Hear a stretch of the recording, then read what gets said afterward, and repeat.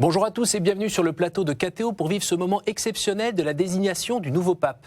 Nous sommes toujours en plein conclave. Comme prévu hier soir, la fumée était noire et les cardinaux sont allés dîner ensemble avant de rejoindre leur chambre. Ce matin, la fumée s'échappant de la cheminée de la chapelle Sixtine pourrait être blanche et nous pourrions alors voir le visage du 266e pontife. Pour vivre cette attente, 2 responsables d'associations engagées dans la société ont accepté de venir à KTO. Et finalement, on se rend compte tout de suite que la fumée est noire. Alors, à ma droite, à ma gauche, Thibaut d'Auteuil, directeur de la communication du Secours catholique. Bonjour. Bonjour. Et à ma droite, Jean-Marie Leméné, président de la Fondation Jérôme Lejeune. Bonjour. Bonjour. Alors, comme on le voit à l'instant, la fumée est noire. Ça y est. Quelles sont vos premières impressions ? C'est pas pour tout de suite. Tant pis pour nous. Ce sera pour ce soir peut-être ou pour demain matin ? Un petit peu déçu ? Oh, ça aurait été un peu précipité. Je me dis, il faut qu'ils prennent le temps, il faut qu'ils soient bien sûrs d'eux, qu'ils aient bien pesé les choses. Moi, je suis plutôt content qu'une semaine déjà, pour se voir tranquille, c'était bien. Le pré-conclave ? Le pré-conclave, voilà, 24 heures pour voter, c'est un petit peu court. J'entends bien aller 2-3 jours, qu'ils prennent le temps. Et quant à vous, Jean-Marie Leméné ? Déçu, pas déçu ? On a été invité un peu trop tôt, quoi. Voilà. Non, il n'y a pas Donc c'est un reproche, là. Absolument. Non, il n'y a pas de panique. On est dans l'espérance tranquille et la sérénité. Au bout de 2 tours de scrutin, il ne faut pas exagérer. Il n'y a pas d'angoisse encore. Bon, alors on va aller tout de suite à Rome pour voir un petit peu comment ça... Pas encore. Alors, on va pour l'instant rester ici. Donc, vous êtes venu ce matin pour un petit peu nous dire vos impressions sur ce qui se passe en ce moment, cette attente d'un pape. Vous nous disiez qu'une semaine de pré-conclave, ça allait bien, que là, vous vous donnez quelques jours encore avant que ça arrive. Vos attentes personnelles, comment vous vivez cette attente ? Est-ce que c'est un moment pour vous de prière ? C'est un moment de conjecture ? Comment vous vivez ça ? C'est une attente qui est beaucoup plus sereine qu'en 2005. On n'est pas dans la tristesse, dans l'infliction d'avoir perdu quelqu'un, il est toujours là. Il prie pour ce qui va se passer, ce qui se passe en ce moment. Donc c'est une attente pleine d'espoir, parce qu'il y a effectivement un bon nombre de chantiers, mais une attente assez sereine et tranquille. Et vous la partagez comment, de votre côté ? Est-ce que vous êtes par exemple inscrit sur un site pour adopter un cardinal ? Vous êtes allé participer à des veillées de prière ou autres ? C'est une bonne question. Mes enfants m'ont rapporté un petit ticket me disant, voilà, toi tu es tombé sur ce cardinal-là. Donc voilà, je prie pour lui. Sinon, non, vous évoquiez la sérénité. Je la partage aussi. Je trouve qu'on est dans un climat de sérénité. C'est très agréable et c'est important. Mais je pense qu'il y aura peut-être plus de surprises qu'il y en a eu en 2005. Moi, j'avais vécu 2005 et l'élection de Benoît XVI dans une sorte de continuité avec Jean-Paul II, ce qu'il était effectivement, ce qu'il incarnait effectivement, parce que ça avait été un collaborateur très proche. Donc pour moi, il y avait une continuité, il n'y avait pas eu d'effet de surprise. Là, on s'attend à quelque chose de... Enfin, on ne voit pas le Ratzinger de Benoît XVI dans le sillage, quoi. Oui, c'est plus ouvert. C'est plus ouvert, voilà, c'est ça, ouais. Vous le dites mieux que moi. Alors, je pense que vous lisez encore les journaux, parce que vous-même, vous n'êtes pas dans un conclave, donc vous lisez les journaux, allez sur les sites internet et autres, vous avez le droit. Est-ce que finalement, à force d'entendre des noms qui passent et qui repassent, des différents journalistes ou intervenants un peu sur toutes les ondes qui nous racontent que c'est plutôt lui, pas celui-là, c'est un progressiste, c'est un conservateur, est-ce qu'à la fin, vous n'êtes pas trop, vous ne vous sentez pas conditionné justement par ces avis de journalistes ou de spécialistes, en ayant donc déjà une idée préconçue de qui ça pourrait être et surtout de qui il est ? Je ne vais pas voter, donc je ne me sens pas conditionné. Moi, ce que j'ai aimé, c'est la liberté avec lesquelles les différents journaux ont présenté les portraits des uns et des autres. Ça fait maintenant plusieurs jours qu'on lit régulièrement, celui-là il est comme ça, celui-là il est comme ça, celui-là il est comme ça. Des petits portraits assez fidèles, chacun peut se faire son avis. On y va, c'est une découverte totale. La plupart du temps, ces cardinaux, on ne les connaît pas. On ne les connaissait pas, en tout cas, jusqu'à ce qu'ils se réunissent. Donc c'est très très ouvert. J'ai mon petit favori, bien sûr. Mais... Alors là, pour l'instant, on voit encore la fumée noire qui sort, donc votre petit favori... D'ailleurs, qui est votre petit favori qui, justement, est présent au conclave ? Ça ne serait pas votre super patron, par exemple ? C'est mon super boss, absolument. Donc le cardinal Maradiaga est le président de Caritas Internationalis. Oui, le rapport avec le Secours catholique. Je recommence avec Caritas Internationalis, c'est dur à prononcer. En fait, le Secours catholique est Caritas France. Voilà, donc nous faisons partie d'une immense fédération qui regroupe 165 Caritas. D'accord. Et effectivement, notre président est le cardinal Maradiaga, qui est aussi évêque au Honduras. Mm-hmm. Voilà, et donc je l'aime beaucoup, j'aime beaucoup ce qu'il dit, ce qu'il écrit, et on le suit depuis longtemps. Et Bien sûr, voilà, c'est mon petit favori à moi. On a tous, c'est comme une course de chevaux, on a tous nos favoris. Mais ça, c'est parce que vous aimeriez remplacer le père Lombardi, donc. Ça, mais il y a déjà un Américain qui est sur les rangs, visiblement. Monsieur Burke, hein, c'est ça, je crois, comme il s'appelle comme ça. Mais il y a du boulot, voilà, comme du Vatican, ça c'est certain. Oui. Et votre côté, Jean-Marie Leméné, est-ce que vous arrivez à échapper un peu à toutes ces histoires de pronostics qu'on entend un petit peu partout, et puis parfois aussi en famille ou parfois même on fait des petits paris pour savoir qui va passer. C'est un petit jeu qui est assez innocent et qui est un peu inévitable. C'est moins grave, je trouve, que d'assister à des sorties d'informations brutales, violentes, comme il y a eu un peu au début, des complots. Enfin, bon, là, toute cette espèce d'effervescence un peu malsaine, un peu sulfureuse, était assez pénible. Mais ça s'est tari, je trouve, ce type d'informations. En revanche, que les uns et les autres espèrent que ce soit tel ou tel candidat, moi, je trouve pas ça tellement gênant.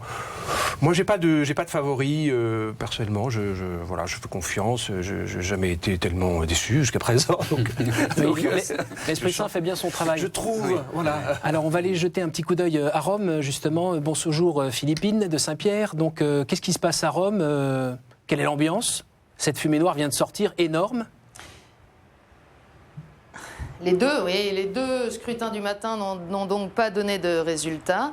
C'est relativement prévisible, hein, c'est tout à fait normal, puisque on rappelle que c'est un processus électif assez singulier qui veut que de tour en tour, les voix se reportent sur les candidats qui manifestent le plus de probabilité d'être élus. Donc hier soir, le premier tour de vote était très important pour les cardinaux. Tous en ont témoigné avant de rentrer dans ce conclave, histoire de voir très précisément justement quels étaient les principaux noms qui sortaient. Et puis maintenant, eh bien, il s'agit de report sur tel ou tel qui semble avoir de bonnes chances au fil des tours de scrutin. Donc pas très étonnant que la fumée soit noire ce matin. Ce qu'on peut admirer, en tout cas, c'est l'intérêt des foules. Bien sûr, ici à Rome, il y a en ce moment beaucoup de groupes, de touristes, de pèlerins, surtout qui avaient prévu de longue date d'être ici en pèlerinage à ce moment-là, et qui se retrouvent sur la place Saint-Pierre avec une très très grande patience, malgré une météorologie un peu capricieuse. Mais les Romains se prennent au jeu aussi, ça fait partie de la tradition de la ville, même si c'est un rendez-vous qui n'arrive pas très souvent. Il est assez profondément ancré dans la culture locale et on voit la foule qui grossit de minute en minute aux heures présumées d'apparition des fumées, jusqu'à voir hier soir ces images d'une place Saint-Pierre archi-comble. Donc écoutez, voilà, on va à peu près à n'importe quelle heure sur la place Saint-Pierre, il y a plusieurs centaines, plusieurs milliers de personnes qui sont là, les yeux rivés. Pas tellement sur la cheminée, du reste qui est assez petite et difficile à distinguer, mais sur les 4 grands écrans qui ont été disposés sur la place et qui nous montrent cette cheminée en direct. Alors merci Philippine, ce que j'aimerais quand même comprendre, c'est pourquoi les gens sont présents là alors qu'ils viennent de voir que la fumée était noire. Ils attendent quoi maintenant? Sachant que la prochaine, c'est un peu plus tard dans l'après-midi.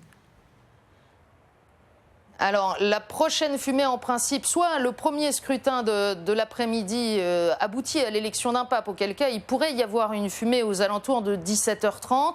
Et dans ce cas-là, elle serait blanche, forcément, puisque pour le reste, tant qu'il n'y a pas d'élection, les cardinaux ont choisi de brûler les bulletins et donc d'émettre la fumée seulement à la fin de chacune des demi-journées. Donc, en principe, sauf élection du pape au prochain tour, au premier tour de l'après-midi, le prochain rendez-vous de fumée, ce sera vers 19h ce soir. Alors que font les gens sur la place? Écoutez, je crois que c'est aussi une manière pour eux, pour beaucoup, d'être en communion avec ce qui se passe à quelques centaines de mètres d'eux, juste de l'autre côté des murs de la chapelle Sixtine. Les cardinaux ont appelé à la prière des fidèles pour les soutenir pendant ce moment, pour que leur discernement soit éclairé par l'Esprit Saint. Et donc, ceux qui sont à Rome en pèlerinage, mais aussi ceux qui sont romains, eh bien, s'attachent à venir vivre cet événement et restent de longues minutes sur la place Saint-Pierre. En plus, la pluie s'est momentanément arrêtée, donc ça n'est pas trop désagréable. Merci Philippine. Alors voilà, voir tous ces gens sur la place Saint-Pierre, ça vous donne un petit pincement au cœur. Vous aimeriez aussi être là-bas? Ah oui, ça c'est toujours des moments extraordinaires à vivre. Enfin, être là, juste à côté d'eux, et sentir leur présence, sentir leur prière, prier avec eux, ça doit être quelque chose d'extraordinaire. Sachant que tous les cardinaux sont là, qui nous représentent en fait. Et là, il y a le soutien de ces gens qui sont là. Bon, il y a les curieux évidemment, mais il y a aussi des gens qui sont là pour prier. Vous aimeriez aussi être à Rome alors? Oui, j'ai la chance d'y aller assez souvent dans l'année, donc j'ai fait partie des derniers à dormir à Sainte-Marthe il y a 15 jours. Donc après ça, il n'y avait plus personne, ils nettoyaient les chambres. Non, c'est un grand plaisir, et puis un grand honneur et un grand bonheur spirituel aussi d'être là-bas. J'ai eu la chance d'être aux obsèques de Jean-Paul II, à la première messe de Benoît XVI. On est de tout cœur avec eux. D'accord. Alors, ce que je voulais savoir aussi, c'est une des raisons pour lesquelles aussi on a la joie de vivre ce temps avec vous, c'est de par vos métiers respectifs, vous avez un regard, une certaine acuité sur la société française et donc un petit peu ce qu'elle traverse comme difficulté ces derniers temps ou même depuis de nombreuses années. Quel regard vous portez justement sur cette société française et surtout sur la place que les chrétiens devraient prendre davantage en son sein? Je crois que Benoît XVI nous a légué un truc extraordinaire qui s'appelle Caritas in Veritate. C'est une encyclique, avec ce nom barbare en latin, Caritas in Veritate. Caritas comme Caritas internationaliste, donc on s'y retrouve. Et dans cette encyclique, il rappelle aux chrétiens ce qu'on appelle la triple tâche. Je ne sais pas si vous avez déjà entendu ce mot, cette triple tâche. Je connaissais les trois blancheurs, mais... Alors, on n'est pas loin. En fait, c'est des noms grecs, donc c'est encore plus barbare. Kérigma, Liturgia et Diaconia. Donc le pape rappelle à tous les chrétiens qu'ils doivent vivre de manière équivalente le témoignage, l'annonce de la parole, la pratique des sacrements et la pratique de la charité. Il positionne les trois au même niveau dans cette encyclique.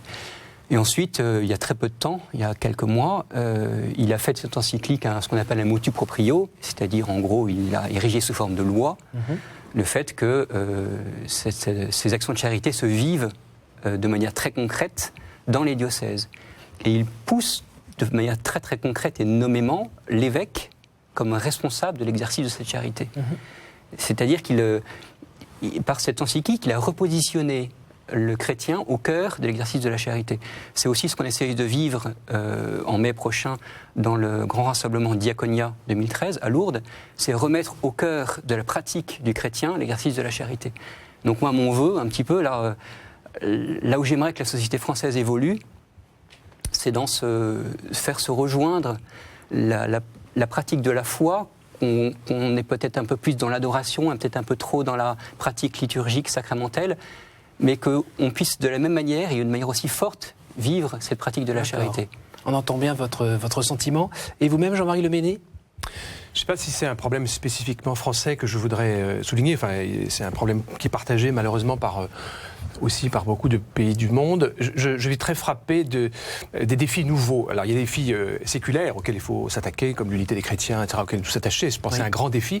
Il y a des défis nouveaux. Je pense que le défi le plus nouveau, le plus aigu, le plus crucial, c'est celui qui a été soulevé par Jean-Paul II et Benoît XVI, qui est celui du rapport et du dialogue entre la raison et la foi.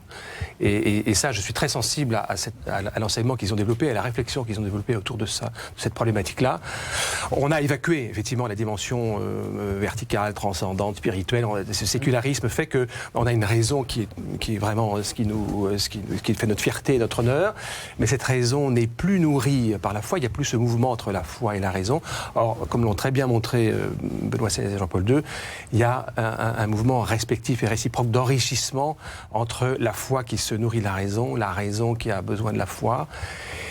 Et ça manque. Donc on a une raison qui est toute puissante et qui a perdu la raison dans beaucoup de cas, dans beaucoup de situations. Et on le voit alors dans les disciplines que moi j'aborde dans la fondation dont je suis le président. On est effectivement capable de définir l'être humain uniquement dans une équation. Enfin, l'être humain, c'est peut-être un chiffre, c'est un paquet de cellules ou un ensemble de réactions biochimiques, des molécules. Et puis il y a ce déterminisme scientifique ou technique qui dirige tout. Et on a résumé l'homme à ça, on l'a limité à ça. Donc il est coupé, il est orphelin, il est réduit, il est racorni. Et puis surtout, on s'est donné une maîtrise complète de la destinée de cet être humain pour le faire, le défaire, le refaire, le transformer, etc. On peut se détruire complètement nous-mêmes. Et au fond, ce recours unique, finalement, à la technoscience, ne donne pas non plus quand même de réponse à toutes les grandes questions. On peut donner une sédation terminale à un malade en fin de vie, on n'a pas résolu la grande question de la mort. On n'y a pas répondu. On peut faire de la procréation médicalement assistée, on n'a pas levé le mystère sur le début de la vie. Et ça, la raison toute seule, la raison qui n'est plus branchée sur la foi, n'est plus nourrie par la foi, elle est elle est insuffisante, elle est défaillante. Voilà. Et ça, je pense que il faut que nos contemporains comprennent que ce dialogue-là, il faut le restaurer. Bien, merci messieurs justement de nous avoir montré que les chrétiens avaient encore des choses à faire dans notre société, que le pape, on en a bien besoin. Donc voilà, le résultat des votes de ce matin est clair. Pas de pape encore choisi par la cardinaux. Merci messieurs de nous avoir accompagnés pendant cette attente et de nous avoir partagé vos sentiments. Merci à tous pour votre attention. Rendez-vous cet après-midi sur les ondes de KTO pour le résultat des prochains scrutins. À très bientôt.